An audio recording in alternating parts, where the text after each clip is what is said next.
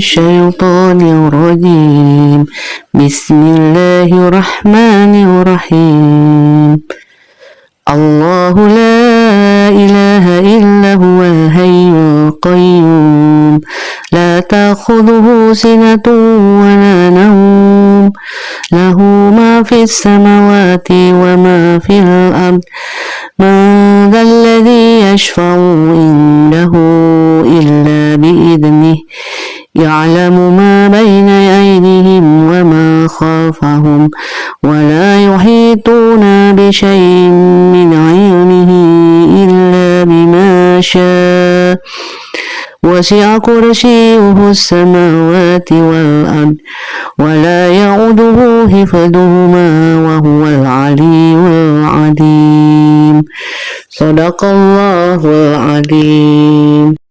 Aku berlindung kepada Allah dari godaan setan yang terkutuk. Dengan nama Allah yang Maha Pengasih lagi Maha Penyayang. Demikianlah surat Al-Baqarah ayat 255, yaitu surat di mana kita minta pertolongan kepada Allah Subhanahu wa taala dari godaan jin dan setan. Assalamualaikum warahmatullahi wabarakatuh. Kembali lagi di cerita Kang Ajo Cekas. Kali ini Kang Ajo akan bercerita kisah nyata dari daerah Jatiwangi.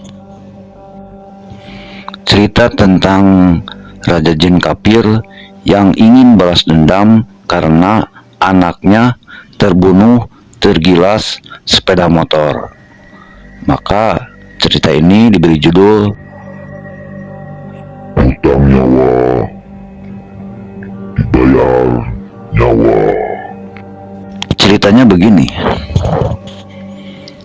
Ada seorang pemuda, kita sebut saja namanya Anwar. Anwar adalah pemuda yang berusia kurang lebih 25 tahun. Dia pemuda yang cukup tampan dan sangat berbakti kepada orang tuanya.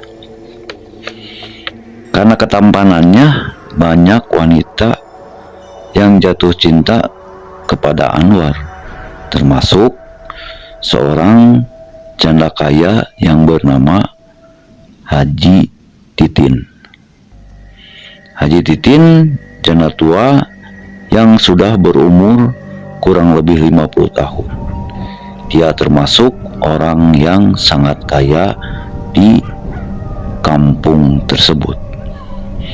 Karena dia tertarik dengan Anwar, dia mendatangi orang tua Anwar untuk mengutarakan niatnya ingin menjadikan Anwar sebagai suaminya. Kemudian ibunya Anwar berbicara dengan Anwar tentang keinginan Bu Haji Titin kepada Anwar. Awalnya Anwar menolak, tetapi ibunya berkata kalau seandainya dia menerima,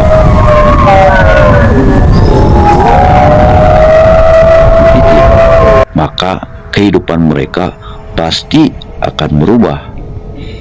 Lama-lama Anwar pun menyetujuinya, dan tidak lama kemudian pernikahan pun berlangsung dengan cukup meriah,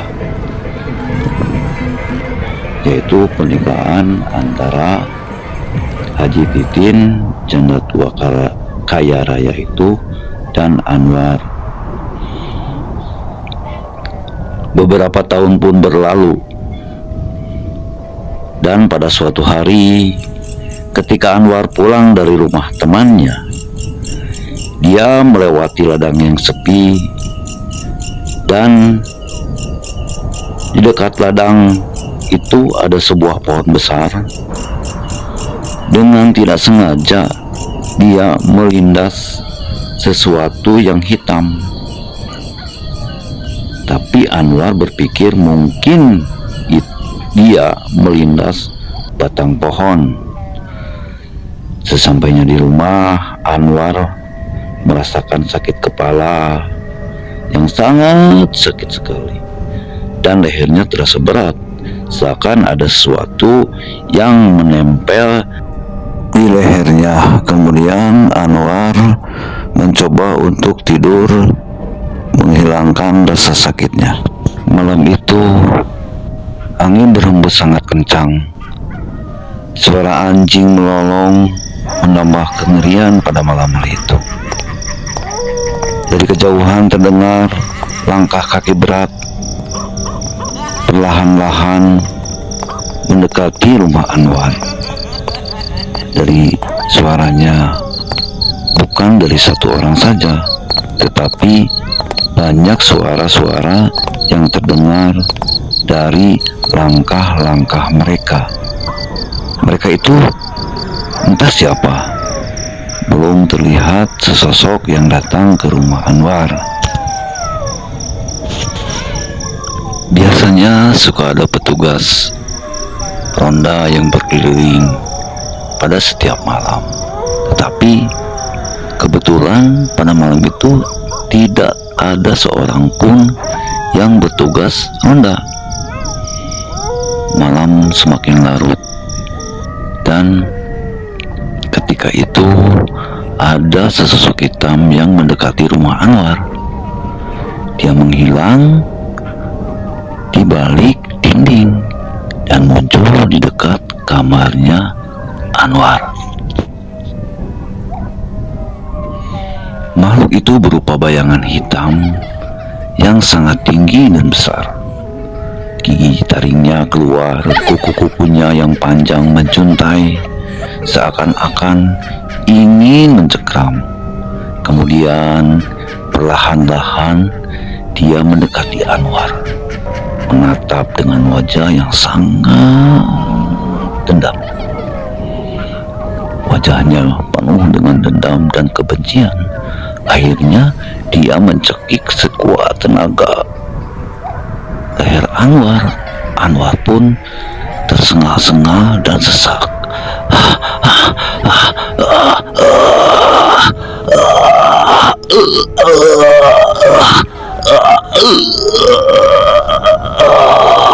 Anwar meronta-ronta. Keringat dingin mulai mengucur di tubuh Anwar. Tetapi makhluk itu tetap saja mencengkeram leher Anwar. Anwar semakin sejak.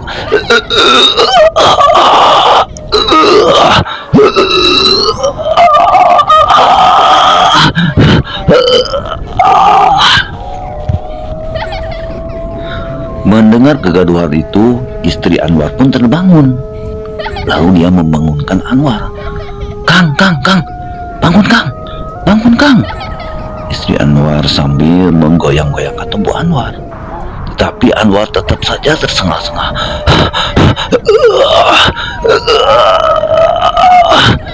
Tolong. Kang, cepat bangun Kang. Setelah lama dibangun-bangunkan, akhirnya Anwar pun bangun. Dan dia masih tersengah-sengah napasnya.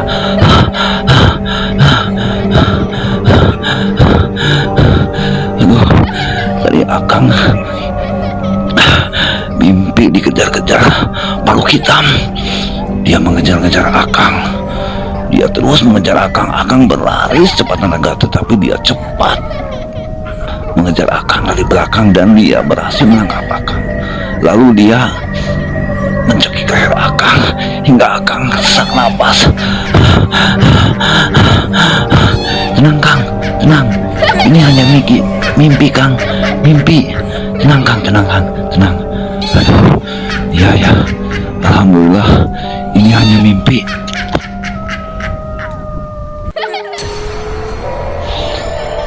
Setelah kejadian itu, mereka tidak tidur sampai terdengar suara adzan subuh yang berkumandang di musola, dan suara-suara yang aneh pun hilang.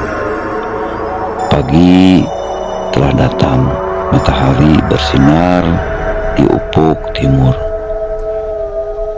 Anwar berniat akan melihat sesuatu yang kemarin dia gilas gitu ya. Dia kemudian pergi ke ladang yang Anwar lewati. Setelah sampai, Anwar mencari-cari, mungkin ada sesuatu yang terlindas oleh motor Anwar. Setelah beberapa lama mencari, akhirnya Anwar menemukan sesosok hitam panjang yang tubuhnya telah hancur. Ternyata itu adalah seekor ular hitam yang cukup panjang dan gede. Itu ular yang kemarin sore Anwar lindas ya. Semenjak kejadian itu, Anwar jatuh sakit, badannya demam, dan dia tidak mau makan dan minum. Ketika dia sembuh juga, dia seperti orang hidup tetapi sudah mati, karena dia duduk sambil melongo dengan tatapan kosong. Segala cara sudah dilakukan, termasuk memanggil paranormal. Ketika paranormal datang, langsung Anwar kesurupan, dan dia berkata, "Gus, si Anwar mah erek dibawa kana gaing. Soalnya si Anwar semayang anak aing. Jadi nyawa kudu dibayar ku nyawa. Gus siatu pepiluan. Enak ku aing si Anwar erek dibawa." Begitulah kata-kata yang dilontarkan oleh Anwar.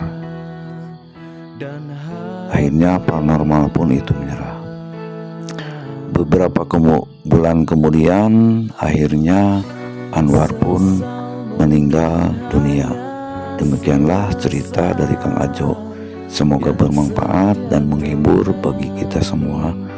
Jangan lupa subscribe, like, komen, dan share. Assalamualaikum warahmatullahi wabarakatuh.